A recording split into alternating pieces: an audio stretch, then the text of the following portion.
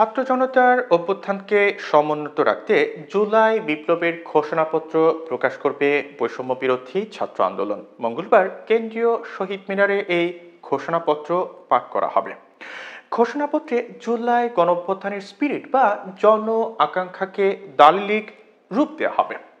জানা গেছে, শহীদ মিনারে সব দলমতের মানুষকে যেতে বলা হয়েছে। সেখানে বৈষম্য বিরোধী ছাত্র আন্দোলনের 158 জন সহ সমন্বয়ক শপথ নেবেন। এছাড়া সেখানে সেকেন্ড রিপাবলিকের দাবি আসবে।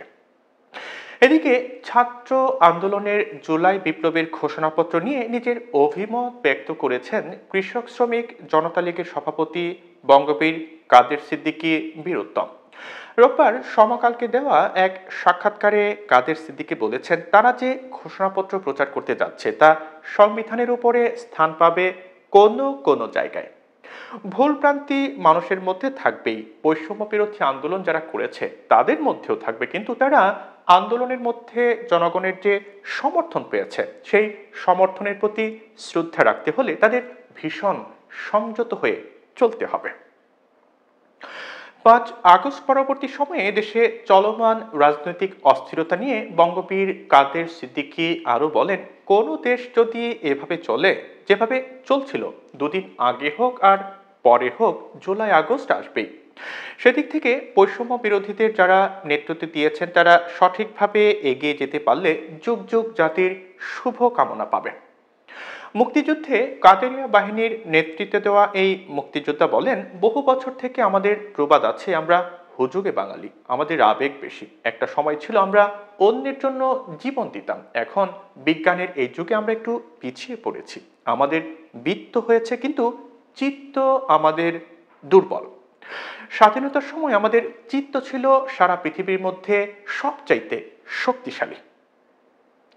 ছাত্রদের অভ্যুত্থান যদি ব্যর্থ হয় তবে পরিস্থিতি আরো নাজুক হতে পারে মন্তব্য করে কাদের সিদ্দিকী বলেন, তারা যদি বিপদগামী হন তাহলে আজকে যেমন মুক্তিযোদ্ধার গলায় জুতার মালা দিয়ে ঘোরানো হচ্ছে, তাতে বাংলাদেশের আকাশ ভেঙে পড়া, লোকজনের খাওয়া বন্ধ হওয়া, কবর থেকে লাশ ওঠার মতো পরিস্থিতি সৃষ্টি হতে পারে।